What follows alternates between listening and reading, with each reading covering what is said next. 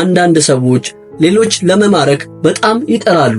ነገር ግን ንግግር በሚያደርጉበት ጊዜ የራሳቸውን ማንነት ያጣሉ። ነገር ግን እውነተኛ ሰዎች አዎንታዊ ሰዎችን ይወዳሉ። ሰዎች በሕይወታችን ውስጥ የሚታይ ለውጥ የሚያሳዩበት በሁለት ምክንያቶች ነው። አንደኛ፣ አይምሮአቸውን ከፍተው ነገሮች ሲቀበሉ። ሁለተኛ፣ ባመኑበት ሰው ሲከዱ፣ ልባቸው ሲሰበር። የሥነ ልቦና ባለሙያዎች እንደሚሉት አንድ ሰው ሁልጊዜ ከአይምሮአቸው ውስጥ የሚኖርበት ሁለት ምክንያቶች አሉ። አንደኛው የስሜት ትስስር መኖር። ከአንድ ሰው ጋር ብዙ ባወራን መጠን ከዛ ሰው ጋር የመዋደድ እድሉ እየጨመረ ይሄዳል እና ያ ሰው በእኛ ውስጥ ጠንካራ ስሜት ምላሽ ይፈጥርበታል። ይህ የስሜት ትስስር ማለት ነው።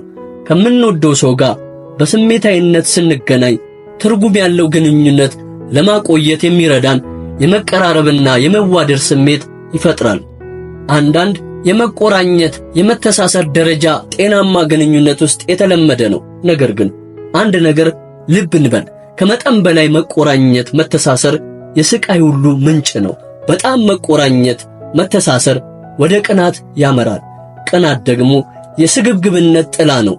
ማወቅ ያለብን አንድ ነገር ላለማጣት የምንፈልገውን ነገር ሁሉ ለመልቀቅ ራሳችን እናሰልጥን።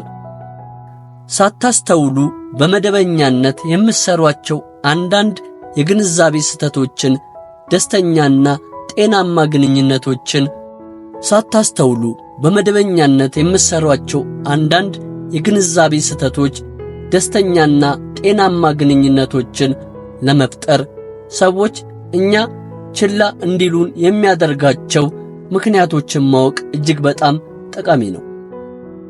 የመጀመሪያው ራስ ወዳድነት።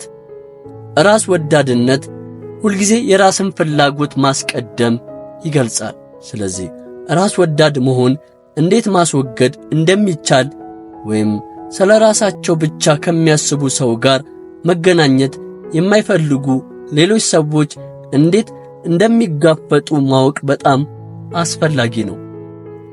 ሁለተኛው አሉታዊነት። አሉታዊነት ሰዎች ችላ እንደሚሉን ምክንያት ሊሆን ይችላል።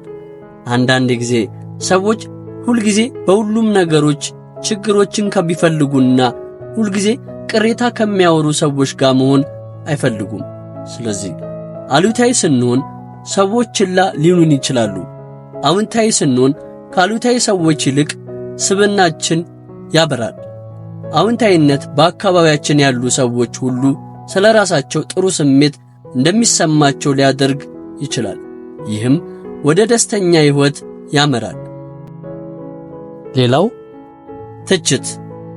ሁልጊዜ ለምትወዷቸው ሰዎች መልካሙን የምትፈልጉትንና ስህተታቸውን ያለማቋረጥ ትነግራላችሁ። ይህ እናንተ የሚገልጽ ከሆነ ደግ እና ጥሩ አመለካከት ነው። ነገር ግን ይህንን አስተሳሰብ መለማመድ ሌሎችን ከልክ በላይ ለመተቸት ይመራችኋል። በተለይም በስህተታቸው ላይ ብቻ ካተኮራችሁ፣ ምንም እንኳን ጥሩ ሐሳብ ቢኖራችሁ፣ ትችቶችን ማብዛት እኔ ብቻ አውቃለሁ የሚል ስሜት ስለሚሰጥ በሁሉም ሰው ዘንድ ችላ እንድትባሉ ያደርጋችኋል። ባለጌነት። የብልግና ባህሪ ብዙውን ጊዜ ሰዎች ከእናንተ አጠገብ የመሆን ፍላጎት እንዳይኖራቸው የሚያደርግ ነው። ሰዎች በጣም ሥራ ሲበዛባቸው ወይም በሕይወታቸው ውስጥ ብዙ ሌሎች ሰዎች ሲያገኙ ለሚያውቁት ጥሩ ባህሪ ለሌላ ሰው ቸልተኝነት የተለመደ ነው። በቶሎ አስጸያፊ ስብዕና መቀየር አስቸጋሪ ሊሆን ይችላል።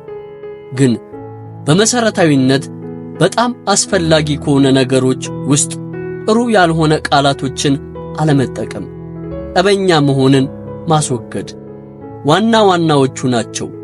ሳትጮኹ ወይም ጥሩ ያልሆነ ነገሮችን ሳታደርጉና ስትረጋጉ ሰዎች በተሻለ ሁኔታ ሊያዳምጧችሁ ብሎም ጥሩ ጓደኛ ሊሆናችሁ ይችላሉ። ሌሎችን አለመስማት። ሰዎች እንዲሰሙሽ ስለ ራስሽ በጣም በማውራት ተጠምደሻል። ሌሎች የሚያወሩትን እየሰማሽ ሊሆን ይችላል። ነገር ግን ስለ ራሳችን አብዝተን ስናወራ የምናወራው ሊሰሙና ሊሰለቹ ይችላሉ። የሰዎችን ትኩረት ለመሳብ ምርጡ መንገድ ስለ ራሳችሁ ማውራት በመጠኑ ማድረግና ስለነሱ የበለጠ ፍላጎት ማሳየት ነው። ስለ ራሳችን መልካም ነገር አብዝተን ባወራን ቁጥር እነሱ እንደ ጉራ ሊቆጥሩ እና ሌሎች የምንናገረውን ችላ እንዲሉ ሊያደርግ እንደሚችል ማወቅ እጅግ በጣም ጠቃሚ ነው። በጣም ዝምተኛነት። ዝም ስንል ሰዎች በተለምዶ ዝም ማለታችንን የሚገነዘቡበት ፈሪ ስለሆንን ወይም ምን እንደምንል ስለማናቅ ወይም ከልክ በላይ ጭንቀታም ስለሆንን ሊመስላቸው ይችላል። በሌላ በኩል ደግሞ ሰዎች ዝም ካልን ለነሱ ፍላጎት እንደሌለን አድርገው ስለሚያስቡ ችላ ሊሉን ይችላሉ። ሌላው ጉዳይ ሰዎች ከናንተ ጋር ለመነጋገር በሚሞክሩበትና በእናንተ አጭር ምላሽ ብቻ የምትሰጡ ከሆነ ሰዎች ከናንተ ጋር ለመነጋገር ጥረት ቢያደርጉ ጥሩ ስሜት አይሰማቸውም። እንዲያውም ከናንተ ሊሰማቸውና እንደገና ከናንተ ጋር ለማውራት ፈቃደኛ ላይሆኑ ይችላሉ።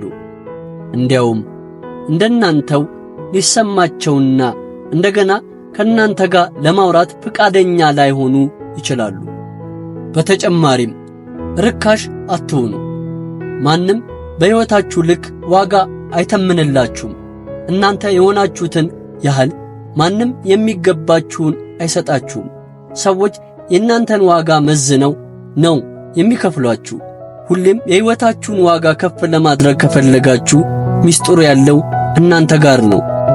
ባለቤቱ የናቀውን ማንም አያከብረውም አይደለም የሚባለው? አንድ ጥያቄ ልጠይቃችሁ። እናንተ ለራሳችሁ ስንት ናችሁ? ምን ያህል ነኝ ብላችሁ ታስባላችሁ? ምንስ ይገባችኋል? ሰዎች ለሕይወታችሁ ዋጋ እንዲሰጡ እንዲያከብሯችሁ ከመጠየቃችሁ በፊት እናንተ መጀመሪያ የራሳችሁን ዋጋ ጠንቅቃችሁ እወቁ።